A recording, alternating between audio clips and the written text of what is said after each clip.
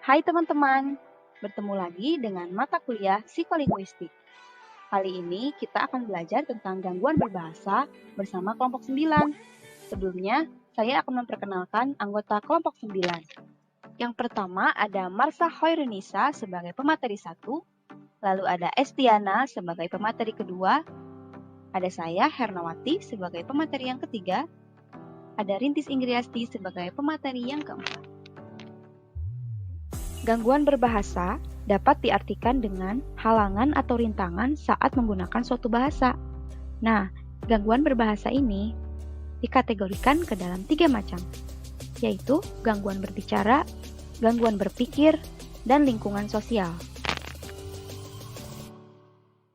Untuk lebih memahami materi tentang gangguan berbahasa, yuk kita simak pemaparan materinya. Materi yang pertama yaitu ada gangguan berbicara. Gangguan berbicara ini dibagi menjadi 3. Yang pertama, gangguan mekanisme berbicara. Kemudian ada gangguan akibat multifaktorial. Kemudian yang terakhir ada gangguan berbicara psikogenik. Yang pertama ada gangguan mekanisme berbicara, yaitu gangguan akibat kelainan pada paru-paru, kelainan pada pita suara, kelainan pada lidah, dan kelainan pada rongga mulut dan kerongkongan. Yang pertama ada gangguan akibat faktor pulmonal atau faktor paru-paru. Biasanya kekuatan pernapasan seseorang yang memiliki penyakit kelainan paru-paru, penderita biasanya suaranya itu nada saat berbicaranya itu monoton. Suaranya kecil sekali dan putus-putus. Tapi kelainan akibat faktor paru-paru ini tidak mempengaruhi segi semantik ataupun sintaksisnya. Kemudian yang kedua ada gangguan akibat faktor laringal atau pita suara. Nah, gangguan pada pita suara ini menyebabkan suara pembicara menjadi serak atau bahkan hilang. Gangguan ini juga tidak mempengaruhi segi semantik maupun sintaksis dari pembicara. Kemudian yang ketiga ada gangguan akibat faktor lingual atau faktor dari lidah pembicara. Lidah seseorang yang bermasalah, contohnya seorang pembicara sedang sariawan, maka ketika berbicara itu gerak aktivitas lidahnya itu akan dikurangi, yang menyebabkan pengucapan sejumlah fonem menjadi tidak sempurna. Contohnya, kalimat sudah barang tentu dia akan menyangkal. Mungkin jika seseorang itu sedang mengidap penyakit sariawan, maka diucapkannya itu akan tidak jelas. Kemudian, gangguan mekanisme berbicara yang terakhir ada gangguan akibat faktor resonansi atau pada rongga mulut dan kerongkongan. Gangguan ini menyebabkan suara yang dihasilkan menjadi bersengau atau yang biasa disebut bindeng. Contohnya orang sungging, orang yang memiliki kelumpuhan pada langit-langit lunak, sehingga tidak memberikan resonansi yang maksimal. Kemudian ada juga pada penderita penyakit miastenia gravis atau gangguan yang menyebabkan otot menjadi lemah dan cepat lelah. Biasanya selanjutnya ada gangguan akibat multifaktorial. Nah, gangguan akibat multifaktorial ini berarti gangguan yang diakibatkan karena adanya beberapa faktor yang menyebabkan berbagai gangguan berbicara. Berbagai gangguan.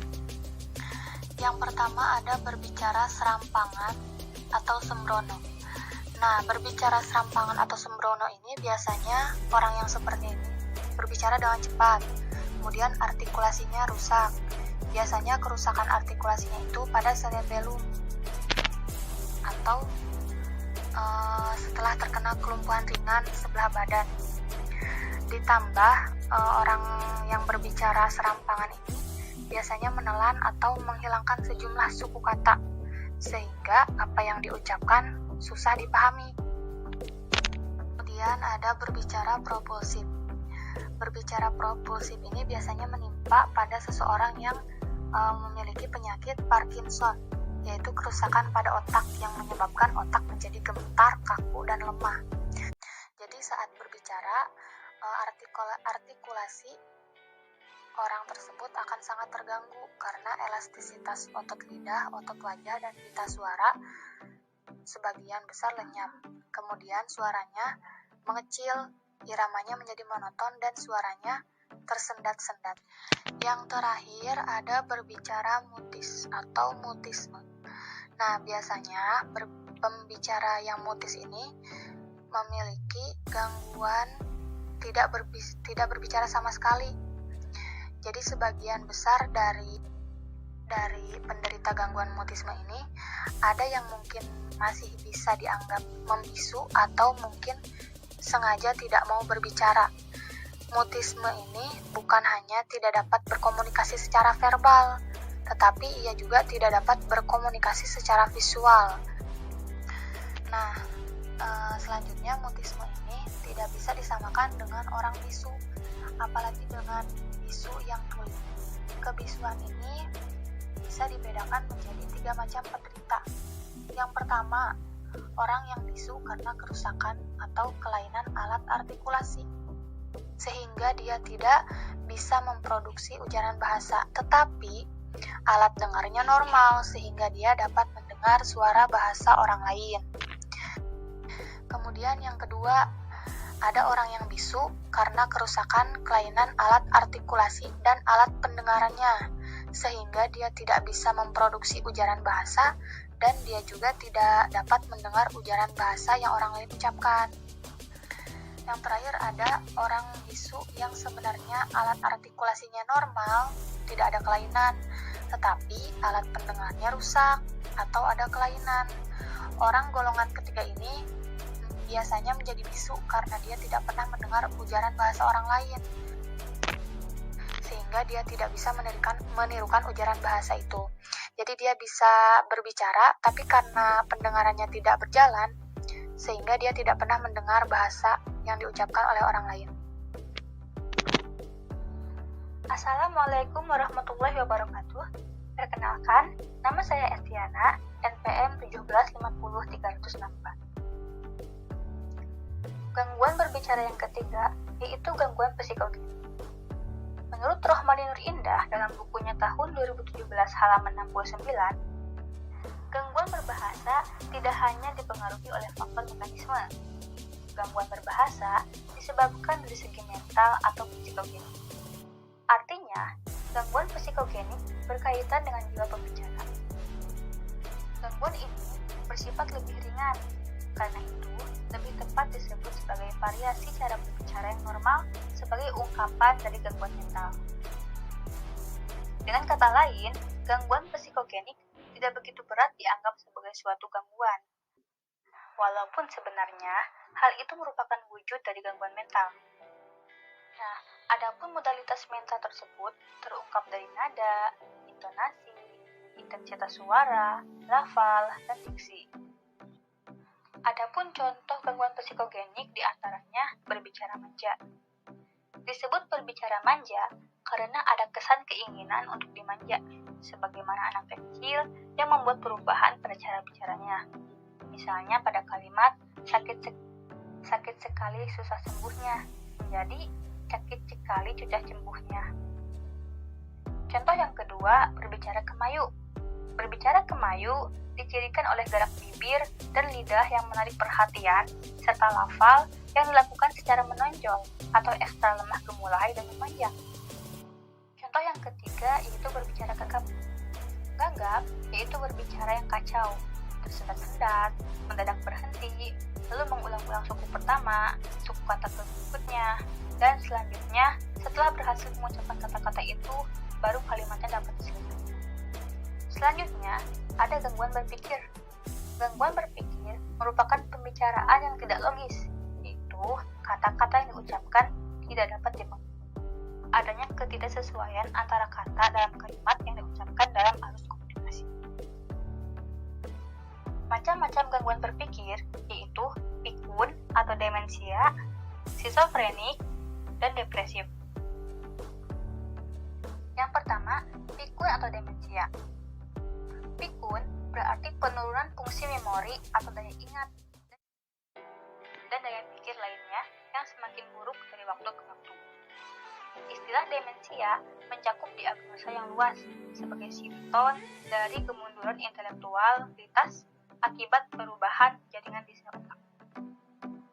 Orang yang menderita demensia menunjukkan banyak gangguan seperti agnosia atau kesulitan mengenali objek melalui rangsang indera, ada apraksia atau ketidakmampuan melakukan perbuatan kompleks dan tangkas menurut kehendaknya, ada amnesia atau gangguan memori, ada perubahan kepribadian, perubahan perilaku, dan kemunduran dalam segala macam fungsi intelektual.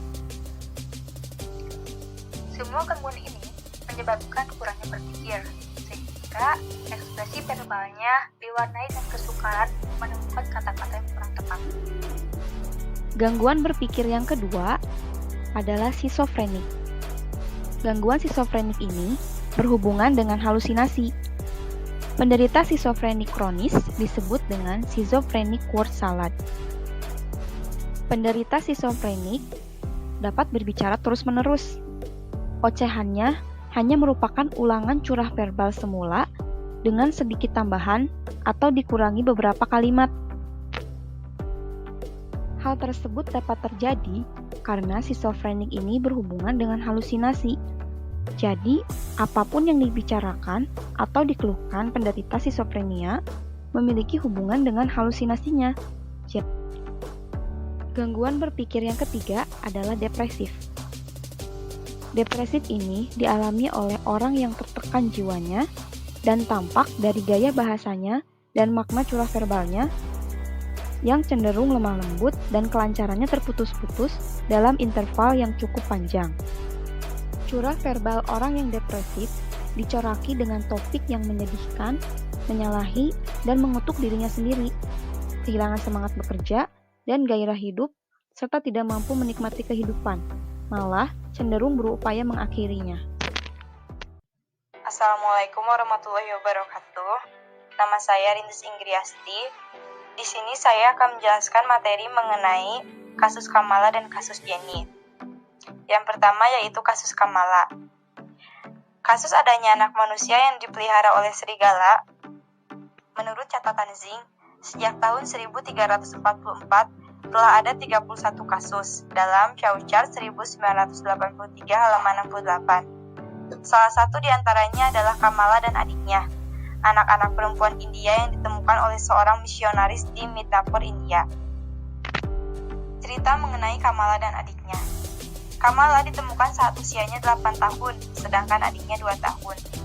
Kamala dapat bertahan hidup sampai ia berumur 9 tahun, sedangkan adiknya meninggal tak lama setelah ia ditemukan. Kamala sangat mirip dengan serigala. Ia dapat berlari cepat dengan tangan dan kakinya, mengaum, tidak bercakap satu kata pun, dan tidak memiliki emosi di wajahnya. Sangat sukar untuk mengajarinya berdiri, menggunakan tangan, bercakap-cakap, sampai ia meninggal tak lebih dari 50 kata yang dipelajari. Ia mencium-cium dan mengendus-endus makanannya, memeriksa segala sesuatu dengan indera penciuman, memiliki ketajaman mata di malam hari, dan memiliki pendengaran yang tajam pula. Tidak tersenyum maupun tertawa. Tingkat kecerdasannya tidak pernah diketahui karena belum ada tes objektif yang memungkinkan untuk kita mengetahui tingkat kecerdasannya. Namun, bagaimanapun, Kamala tidak dapat dibanding-bandingkan dengan kecerdasan manusia, karena Kamala tidak lagi mempunyai bahasa batin, jadi tidak mempunyai pikiran yang sebenarnya, yaitu pikiran yang efektif. Lalu yang kedua, mengenai kasus Jenny. Jenny adalah seorang anak yang berada dalam asuhan orang tuanya, tetapi terlepas dari kehidupan manusia yang wajar. Cerita mengenai kasus Jenny. Sejak berusia 20 bulan sampai 13 tahun 9 bulan, Jenny hidup terkucil dalam ruang yang sempit dan gelap, dalam posisi duduk dan kaki terikat. Tidak ada TV dan tidak ada radio, karena ayah Jenny membenci suara apapun. Ayahnya tidak mengizinkan mendengar suara apapun. Dia akan dihukum secara fisik bila membuat suara. Satu-satunya orang yang sering ia jumpai adalah ibunya. Namun, ibunya pun tidak boleh berlama-lama untuk bertemu dengannya. Ia selalu tergesa-gesa saat memberinya makan. Ketika ditemukan tahun 1970, Jenny berada dalam kondisi yang kurang terlihat secara sosial, primitif, terganggu secara emosional, dan tak dapat berbahasa. Dia dikirim ke rumah anak-anak Los Angeles dengan diagnosis awal sebagai anak yang menderita kurang gizi yang ketika pertama kali mendapat perawatan, Jenny tidak mampu menggunakan bahasa. Dia mengalami gangguan secara emosional, tetapi dia tidak mengalami gangguan fisik atau mental yang dapat memperkuat keterbelakangannya. Ada 4 perbedaan bahasa Jenny dan anak-anak normal. Yang pertama, kosakata Jenny lebih banyak daripada kosakata anak-anak normal yang memiliki kerumitan sama dengan Jenny. Jenny lebih mudah mengingat daftar kata daripada mempelajari kaidah gramatika. Hal ini menunjukkan bahwa pemerolehan bukan hanya mengacu pada kemampuan menyimpan banyak hal dalam ingatan. Jenny tidak dapat membuat kalimat pasif, padahal anak-anak normal dapat menyusunnya sewaktu berumur 3 tahun. Performansi kebahasaan Jenny setara dengan kemampuan otak normal anak yang berusia antara 2 sampai 2,5 tahun. Kemampuan Jenny dalam berbahasa lebih lambat daripada kemampuan anak-anak normal. Sekian yang dapat saya sampaikan. Assalamualaikum warahmatullahi wabarakatuh.